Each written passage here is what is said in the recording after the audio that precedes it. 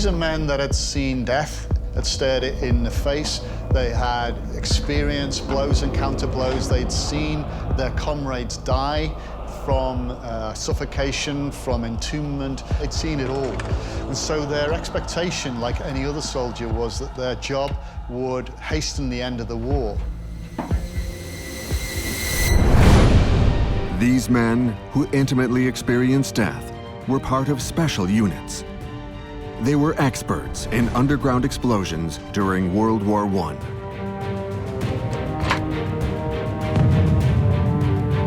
Over 4 years, beneath the nightmare of trenches and ongoing assaults, Allied and German troops transformed the Western Front's underground into its own battlefield. They fought mercilessly through secret operations, of which very little footage remains.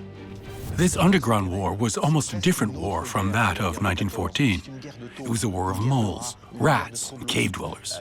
It was something totally different, and yet it was the same 1914 war we know, just in a way we don't usually talk about. It's this other war that we are going to show you. It began in Flanders, Belgium, at the foot of a hill known as Hill 60. In 1915, this impregnable bastion was heavily defended by the Germans. It was witness to a baptism by fire for British soldiers who would change the course of the war along with unprecedented underground explosions. If you're on the top of the mine, you would be annihilated. There would be no chance of finding any human remains of you. You would be blown, you would just be vaporized. Beneath Arras, in Pas-de-Calais, we'll dive deep beneath a top-secret operation, a giant underground construction site with 20 kilometers of quarries and tunnels, which offered protection to British soldiers and allowed them to carry out an assault with 24,000 men right under the noses of German soldiers. Everything was kept secret. It had to be a surprise, much like a Trojan horse.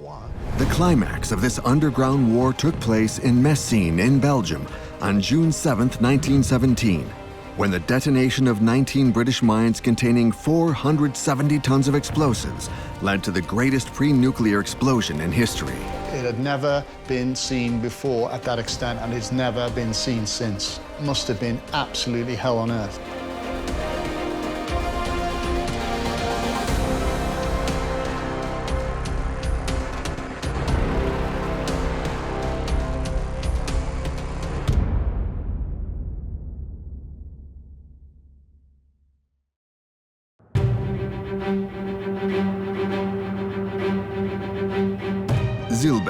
In western Flanders. This is where lies the hill that led to the death and destruction of Allied and German soldiers that fought here.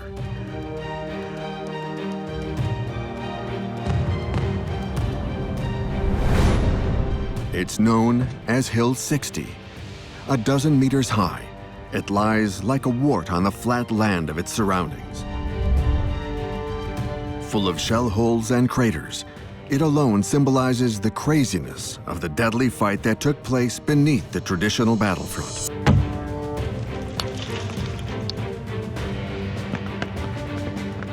In February 1915, Hill 60 was heavily defended by the German army.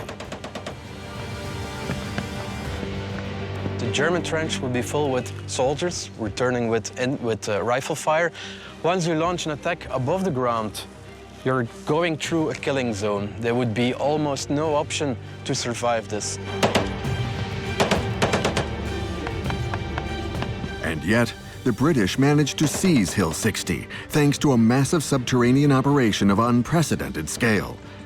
It marked the beginning of a war in the shadows that would usher the conflict into modern times, giving birth to new types of soldiers, baptized by fire. Who were they? What were their weapons and tactics? To answer these questions, we have to look back at the start of the Great War, the beginning of the battle that would ultimately lead to over 18 million deaths.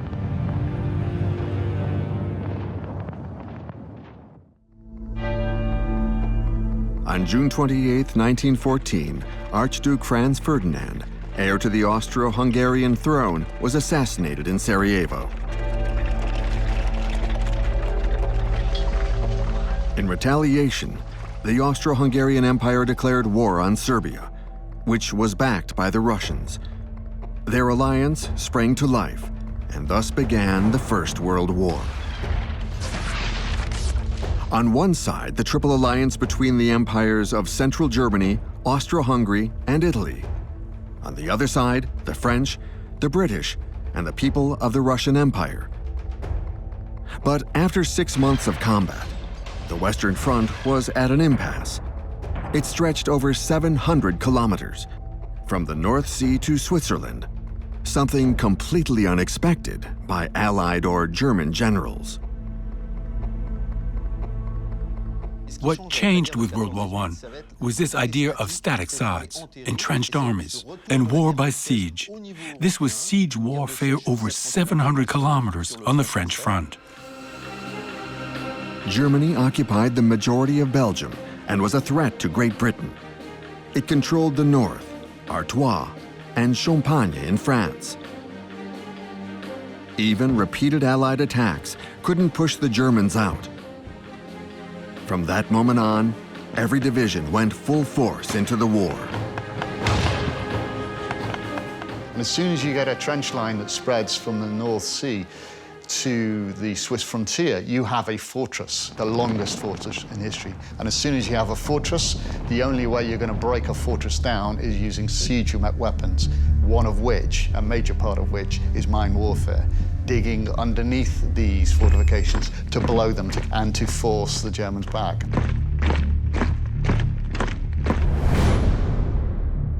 These underground siege techniques are as old as war itself. Armies had been using them for thousands of years. But at the beginning of the modern 20th century, they'd been forgotten. Moreover, the British Army didn't have the men necessary for these kinds of attacks.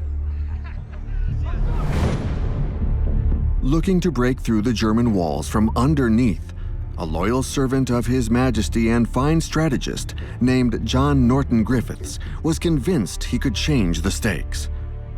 Under his entrepreneurship, his workers had dug the Manchester sewers and the tunnels of the London subway.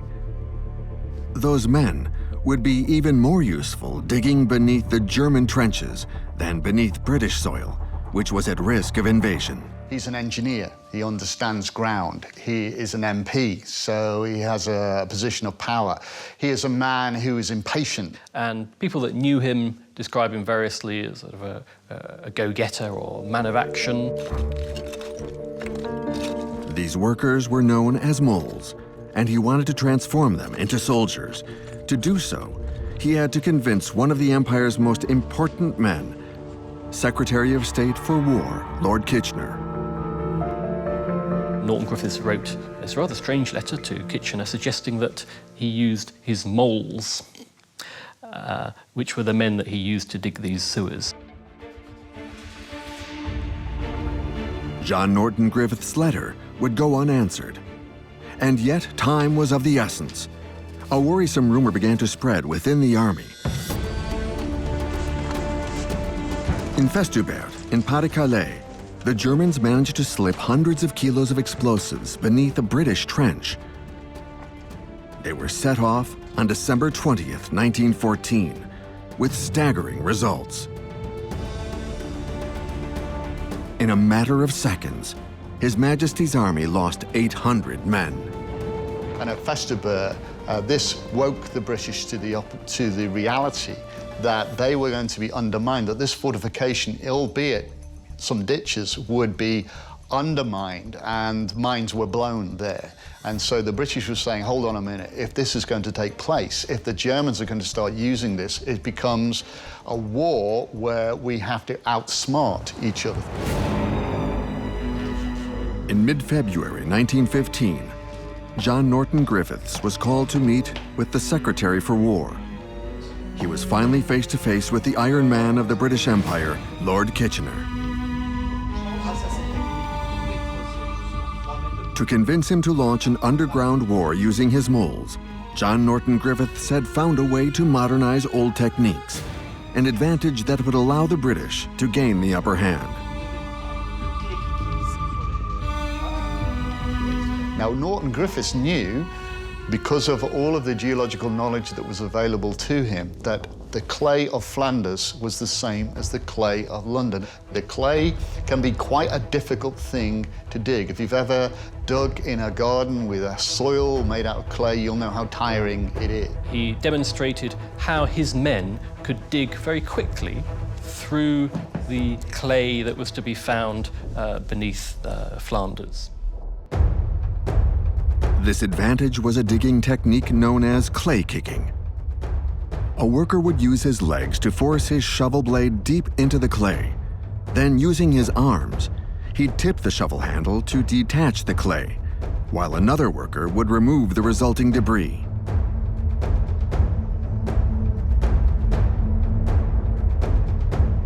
Norton Griffiths knew that his technique of clay kicking would mean that the Allies would be able to dig tunnels rapidly, that they would be able to dig tunnels relatively quietly. And so this was like a magic technique that Norton Griffiths could say, you could use it, Kitchener would have the advantage over the Germans, who are not, as far as they knew, using clay kicking. Faced with this convincing demonstration, Lord Kitchener put his faith in John Norton Griffiths and tasked him with building a shadow army of soldiers capable of changing the course of the conflict. Thanks to the British miners, the underground war was about to take on a new dimension. Recruited by John Norton Griffiths, they formed the first team of tunnelers.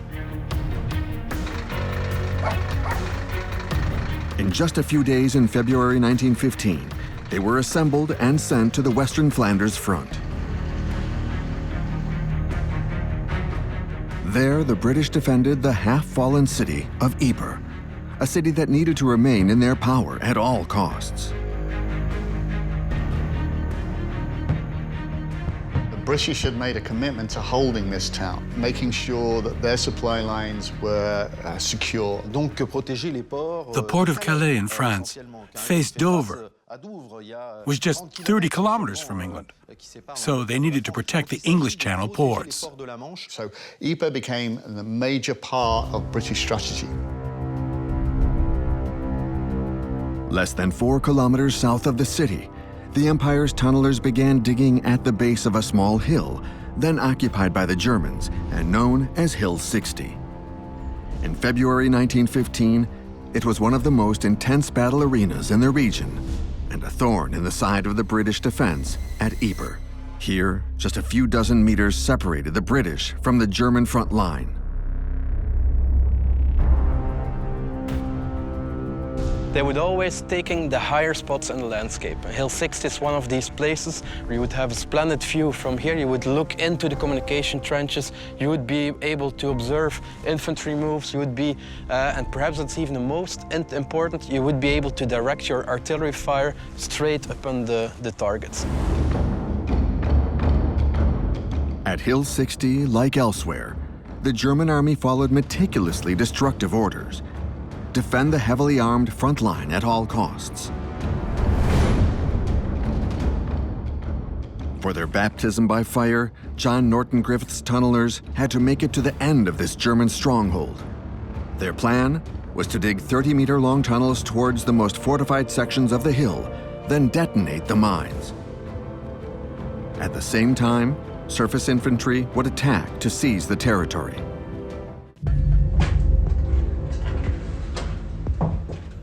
A new kind of war was taking place below the battlefields. One between the Germans and the Allied troops. A war of shadows, a silent war that represented a turning point in military engineering. They were in the tunnels in total silence. They couldn't see the enemy. They couldn't see anything. It was a war of moles, rats, and cave dwellers. If you're digging a tunnel, you're doing it as quietly as possible. Why? The Germans are sitting here. They were also digging tunnels. They would be listening below the surface, listening to the sound of enemy miners coming closer. And so they would use techniques that would magnify that. So, for example, cans of water, putting your ear to that, the water would magnify the sound that was passing through the strata. In this silent world of mine warfare, the British tunnelers had to advance quickly without being noticed. So being as quiet as possible was of greatest importance, hence clay kicking, a silent technique. Pushing your pick into the ground was a lot more silent than hacking away with a pick. By early April 1915, the tunnelers had built 3 subterranean structures with blast chambers. In each, they placed 1,200 kilograms of powder, totaling close to 5 tons of explosives. But before detonating them, they filled the tunnels with sandbags and debris. Mine chambers here.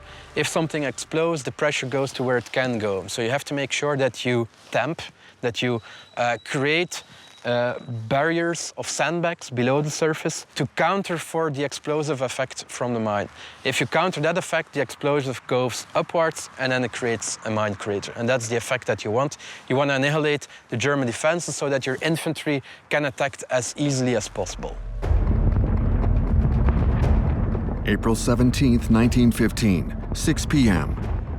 In the British trenches facing Hill 60, the tunnelers connected their fuses to the detonators.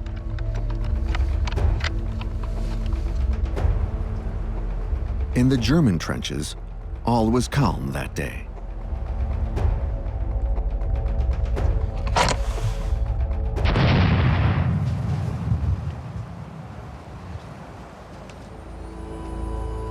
If you're a German soldier sitting on this edge of Hill 60 and the mines would go on, that means that if you're on the top of the mine, you would be annihilated. There would be no chance of finding any human remains of you. You would be blown, you would just be vaporized. If you're a little bit further, you would feel the shockwave. You would be trembled, and it adds to the psychological effect of something detonates. The mines were detonated within 10 seconds. Not all simultaneously, so there would be one mine here, one mine there. You wouldn't know where is the next mine. And at that point, you have the infantry coming over. They succeeded in taking the hill in less than 10 minutes. There was almost no resistance.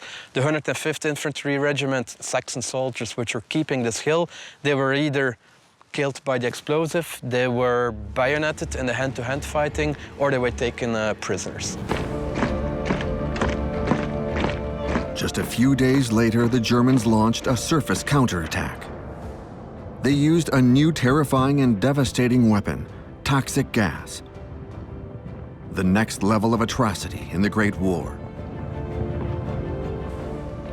British soldiers fled the site, and Hill 60 was lost again, back under German control. But one thing was certain. At Hill 60, the British tunnelers had made up for their losses against the Germans, thanks to their underground ingenuity. In 1915, the front was still at a standstill between Germany and England, as well as between Germany and France.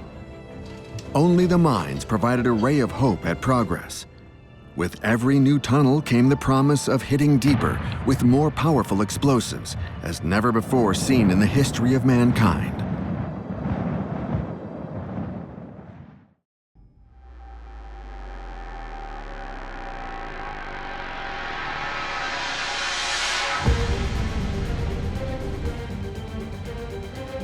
Arras, spring 1917.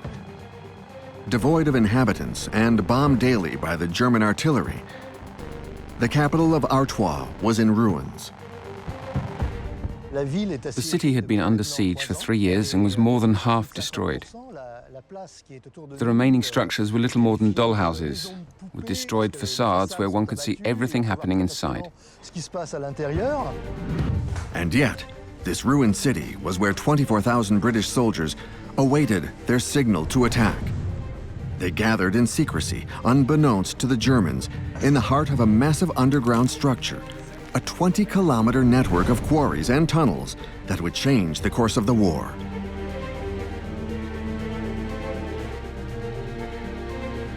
Who dug these tunnels?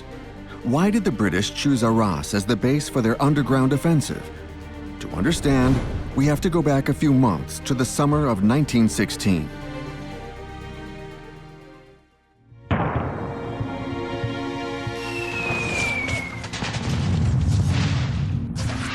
Since the start of the Battle of Verdun, the British had been defending Arras on their own.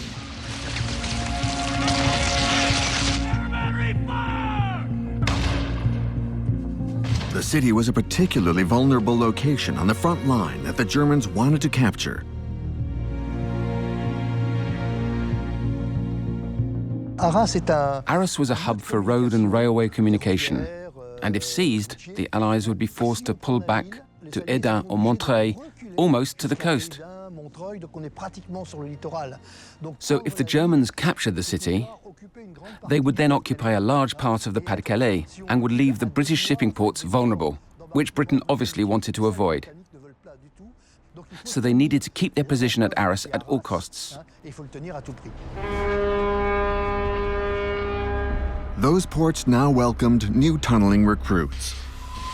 They were part of the Commonwealth and came from the other side of the globe, New Zealand, on the British Crown's request to aid in the war effort. Overnight, they went from working in mines to being charged with digging battle tunnels deep beneath Arras. A lot of those men are Maori men. They are men who are not afraid of hard work. They're men who are used to putting in what the British would call hard graft, the capability of working hard underground. But as they began digging their first tunnels 20 meters beneath Arras, they came across an extraordinary discovery: colossal cavities, where for centuries Arras quarrymen had dug away the limestone that had been used to decorate the city's facades.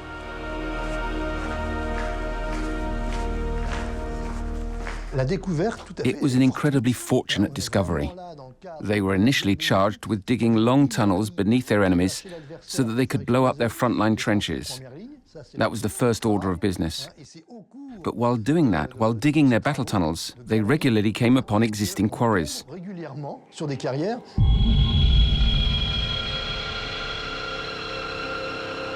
These quarries could potentially alter the course of the war. The British Army was traumatized and needed a new military strategy, one that would avoid another massacre like the Somme offensive.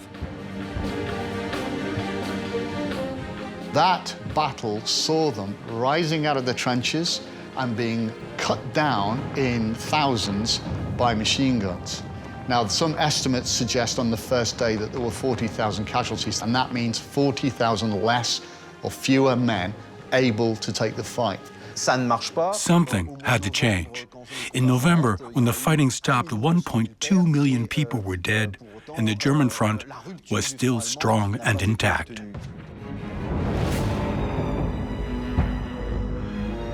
To finally break through the German front, the Allies prepared a new major attack for the spring of 1917. It was meant to change everything and put an end to the war.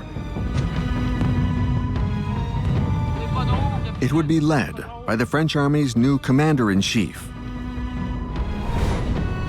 General Robert Nivelle.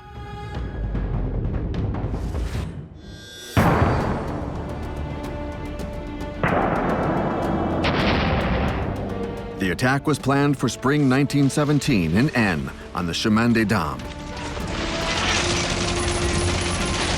The goal? To end the war in under 48 hours. To ensure success, General Nivelle asked his British counterpart, Marshal Haig, to initiate a diversionary attack in Artois. General Haig's objective for the Battle of Arras was to create a diversion that would attract as many German reinforcements as possible. They had to believe there was a large offensive. So they prepared lots of equipment, a lot of shells, and a lot of men. They needed the Germans to fall for it. And the idea is that the two attacks will go in at roughly the same time, and they will be converging to cut off a huge chunk of the German positions. The gigantic caves of Arras would be the perfect cover for a secret operation, the first of its kind. The quarries would allow them to assemble and protect an army of 24,000 men, while also allowing them to reach the front without being under enemy fire by the way of assault tunnels. Two major tunnels would allow troops to emerge, which would overwhelm the Germans. There would be so many men in the front lines that when they went over the top with coordinated artillery fire, the British would be able to drive the Germans back. What was different here was the use of the underground passages, the quarries, and the tunnels to get their men as close to the German lines as possible for an unexpected attack, using the element of surprise. The New Zealand tunnelers were the architects of this top-secret operation. British High Command gave them the mission of digging 20 kilometers of tunnels to connect the various quarries. In the north, they formed the Saint-Sauveur network. In the south, the Ronville network. Their goal was to build an edifice capable of protecting a colossal army of 24,000 men, the world's largest underground shelter. The idea was that the entire network had to be built in less than 6 months.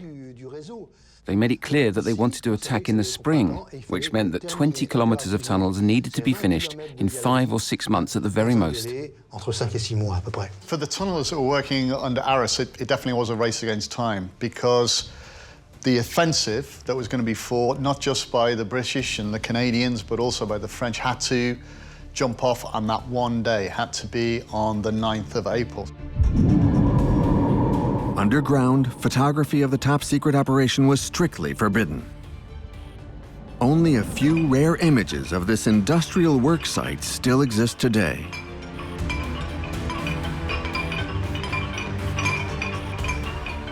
Three teams of 200 people worked 8-hour shifts, day and night, with constant turnover. You can imagine the tension below ground. You can imagine the way in which these men were having to work shift after shift, because their only aim was to deliver those tunnels. The three New Zealand teams had a competition between them.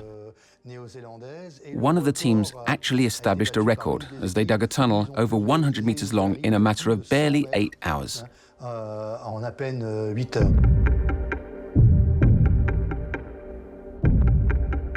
Every day there were dozens of tons of rubble that needed to be removed from the active tunnels. But it couldn't be brought to the surface.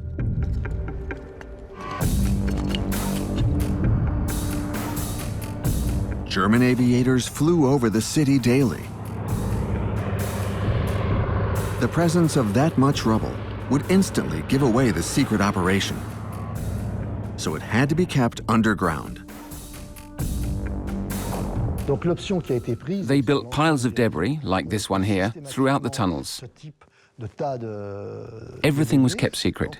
It had to be a surprise, much like a Trojan horse. They also had to avoid being discovered underground. German pioneers were also digging tunnels out from their own trenches towards no man's land. So it was not out of the question that they could discover the Allies' massive underground structure. So this is an example of the security system found in each tunnel that was dug by the New Zealanders from 1916 onwards. Holes on either side of the tunnels were lined with explosives. And if ever the enemy forces discovered them, they could decide to detonate the explosives and destroy the tunnels. So this was in every tunnel in the Arras network.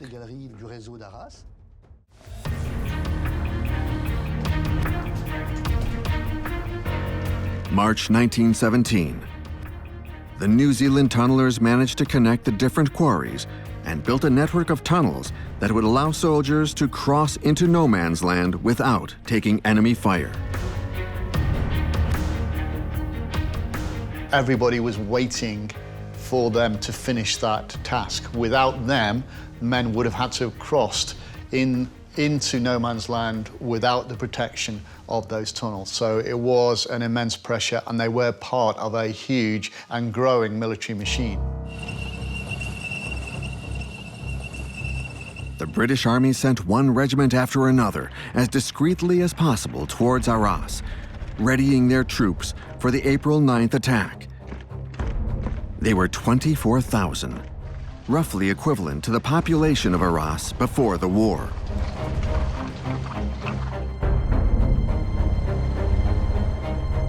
In the center of the old town, this seemingly innocuous door would lead them to the quarries.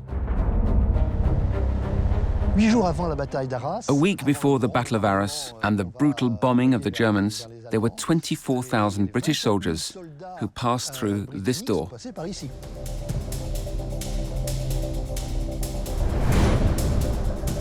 Underground, the sewer network gave access to the massive underground structure, where they were then guided to their quarters. They came down in here and were able to walk some 3 kilometers into no man's land without a single shell flying over their heads.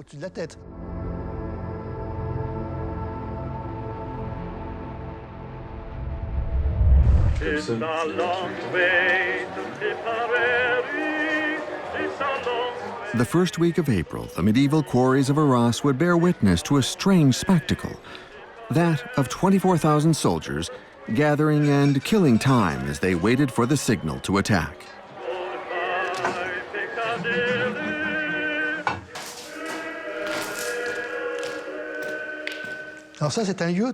This very much resembles typical soldiers' quarters. Here is a biscuit tin that was punctured at the base. It was then filled with charcoal and used to heat up maconochie stew, or perhaps tins of pork and beans, a typical British military meal. And here we have a bottle of champagne. Now, this is something really unique because it must have meant that a special celebration must have happened here.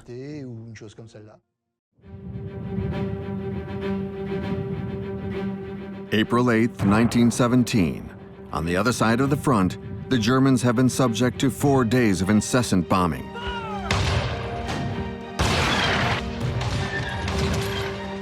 The first phase of the operation, known as the Week of Suffering, was underway.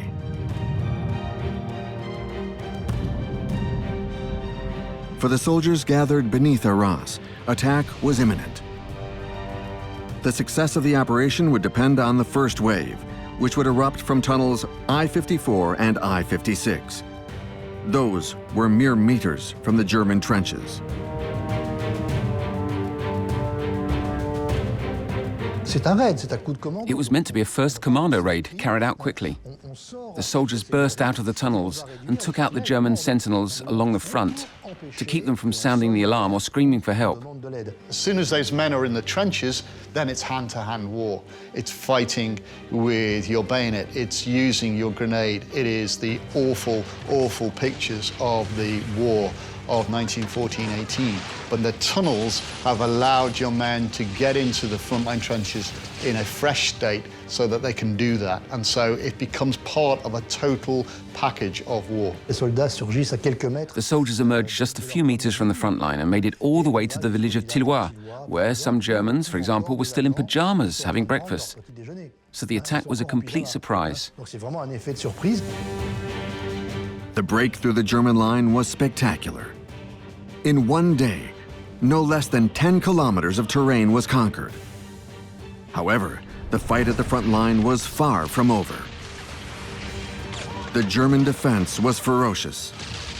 After a month of combat, the Artois offensive no longer advanced, and the British Army was losing 4,000 men a day. The French on the Chemin des Dames were not faring any better. When the French attacked on the Chemin des Dames, It was a catastrophe. They lost 100,000 men in 15 days. The first day, Nivelle had promised they'd break through, as they were supposed to capture 10 kilometers of land. But the French only advanced 500 meters, and it was a massacre. In spring 1917, the Allies had to start from scratch. The defeated French forces looked to British commander Marshal Haig to take the reins for what was believed to be the final attack, their last chance at success. A battle in which mine warfare would play a major role was about to yield the greatest man-made explosion of its kind ever seen.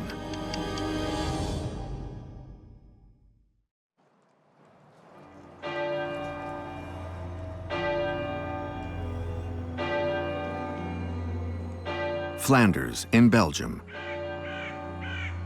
A muddy nightmare for British forces. A nightmare which could only end with a decisive, final attack on German forces. Haig's great plan was to launch an attack in Flanders that would liberate the Belgian coast, to then protect the British territories from any future threat. The idea was also to eliminate the risk of submarine warfare, since German submarines operated out of Belgian bases. So what Haig wanted to do was to secure the war in Flanders, using the flat ground, the flat terrain, the capability of driving deeply into Germany and to beat the Germans and to win that war. In Flanders, the situation hadn't changed since the end of 1914. British forces were still defending the city of Ypres, or what remained of it.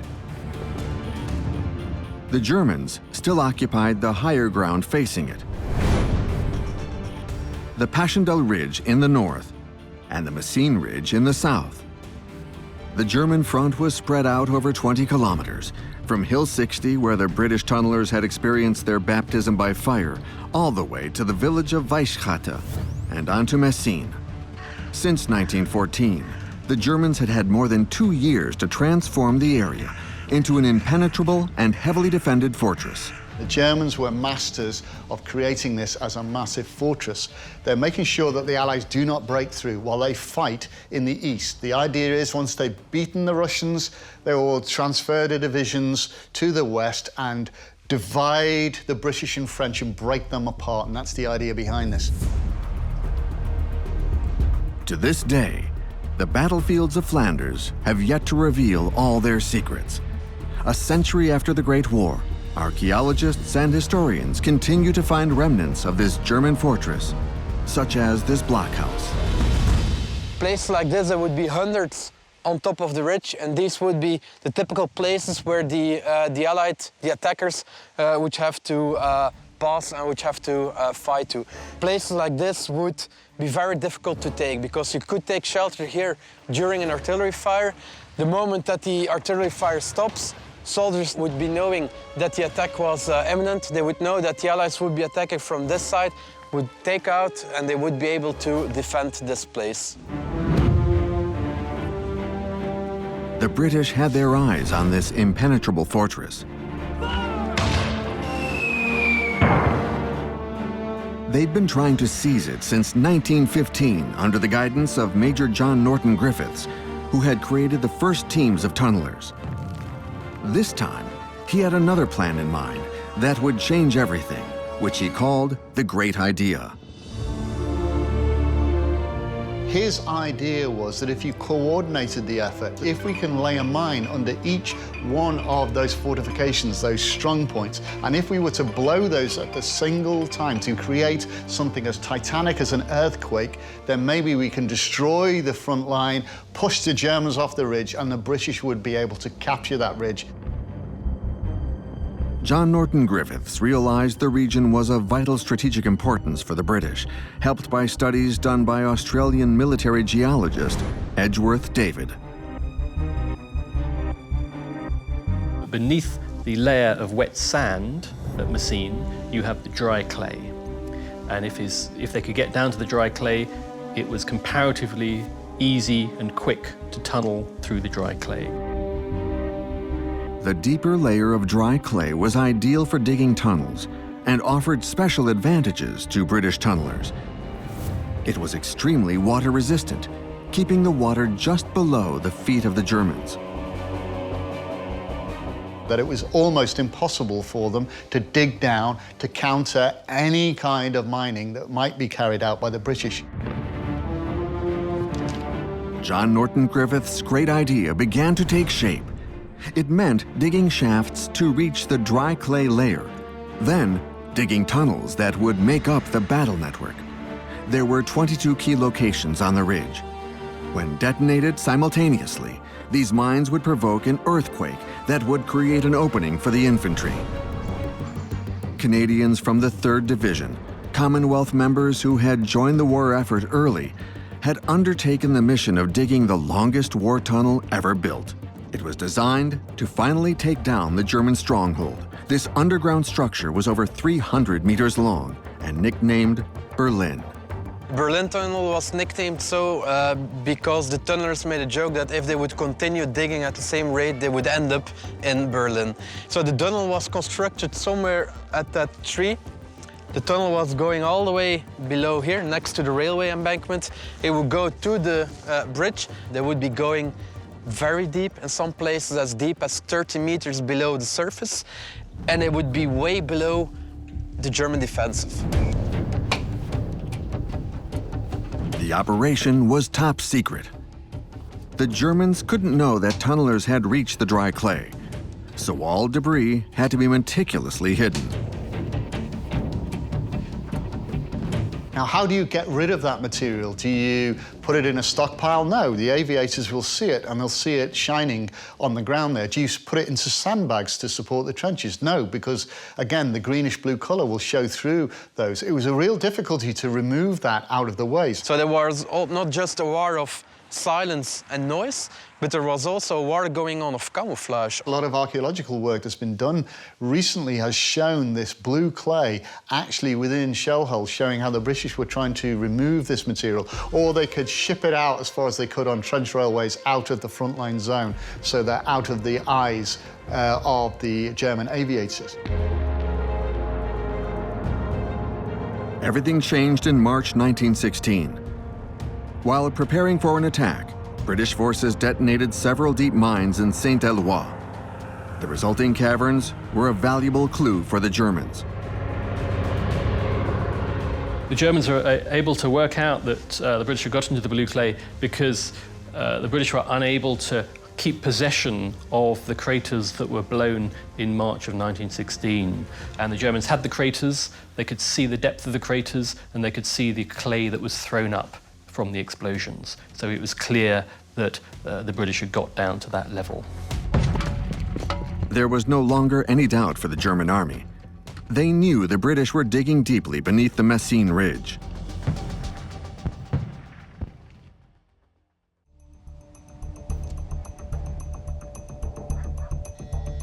August 1916. Most of the tunnels and blast chambers were complete. While the attack kept being delayed, the tunnelers had to continuously protect themselves and maintain the blast chambers, which were stocked with ammonal, a super powerful explosive.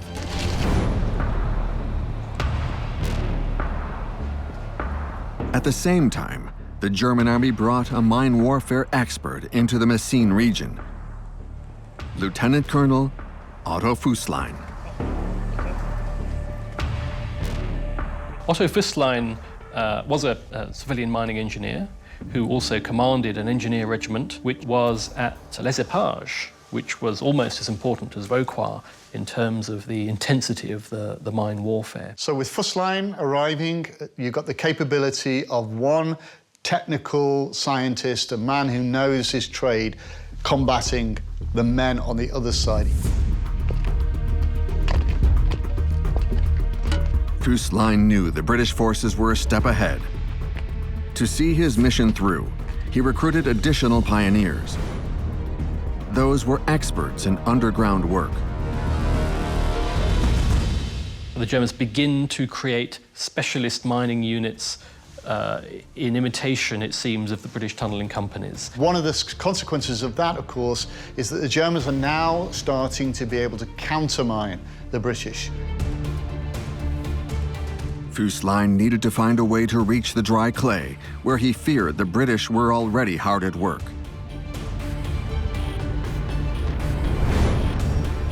To that end, he had the pioneers build steel cylindrical casings. These casings allowed the miners to pour concrete down the shafts through water-gorged soil layers until they reached the clay, as they worked to destroy the British tunnels underground. The main purpose of shafts like this is getting deep very quickly. It's easier to dig a shaft. Once you lower your shaft, you're protected from water and sand running in your wooden shaft. So by digging a shaft like this, it would enable you to go down, and it would also keep your entrance safe. The position was well camouflaged, and this means that the Germans also didn't want to let the British know that they were mining, that they were knowing what the other one was doing. It was always a cat and mouse play. And wherever they heard British activity or suspected British activity because of spoil and waste materials, they would then sink shafts using these concrete rings to get beneath ground to seek out the British. Thanks to these mine shafts, the Germans could now hear the British through the clay and destroy their tunnels.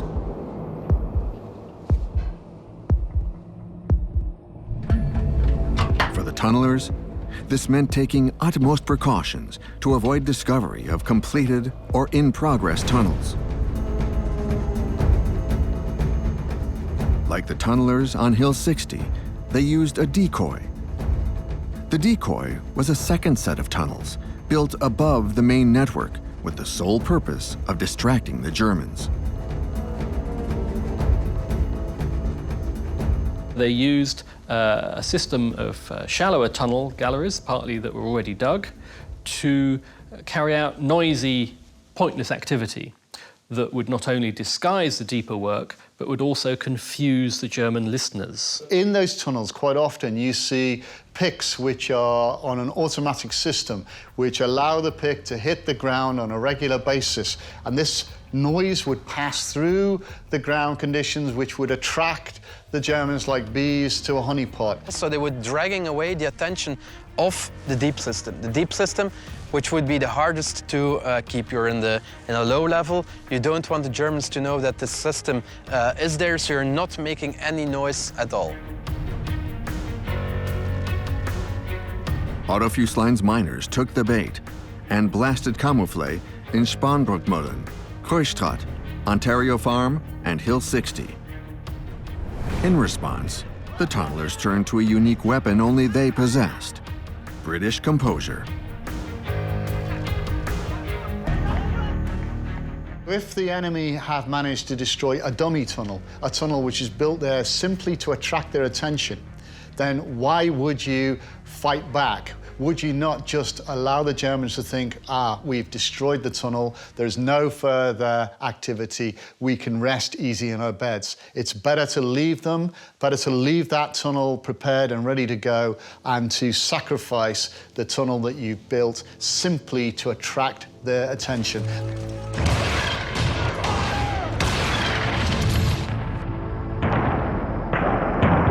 The British artillery had rained fire on the Messines Ridge for over a month,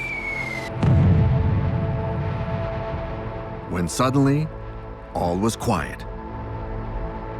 Just a few hours before the attack, British tunnelers of the 171st Division made final preparations in the Ontario Farm blast chambers. The British general in charge of the attack, Herbert Plumer, declared, "Gentlemen, I do not know whether tomorrow will change the course of history, but we will certainly change the geography." The expectation was of Plumer and his staff that when they pushed those plungers and the artillery bombardment started, that they would take that ridge, and that tension was immense. June 7th, 1917, 2:55 a.m. the greatest quantity of explosives ever assembled by mankind, 470 tons, distributed in 19 mines, are ready to be detonated. Captain Oliver Woodward later said, "The general entered the shelter with a watch in his hand. You could hear a pin drop in the silence as he counted down 6, 5, 4, 3, 2, 1.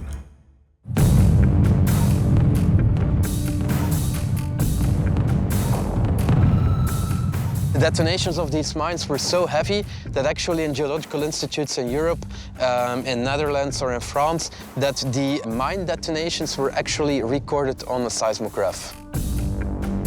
What was very frightening for the Germans that all the mines didn't detonate all in once. There was one mine, a second mine, a third mine. But doing so, they didn't know where the next mine would be, which caused extra panic amongst the Germans.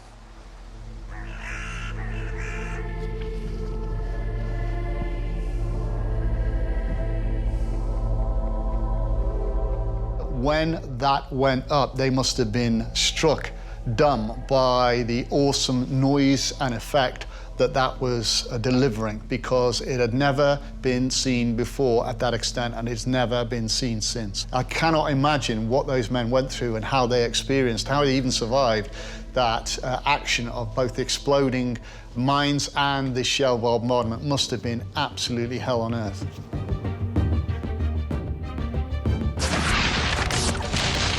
In just a few days, the British Army managed to dispel all German forces from the mine-blasted ridge.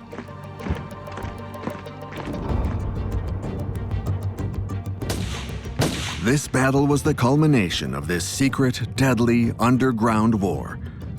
A war which would, little by little, be extinguished until the Germans were defeated. Like the Great War, the Underground War would never be replicated.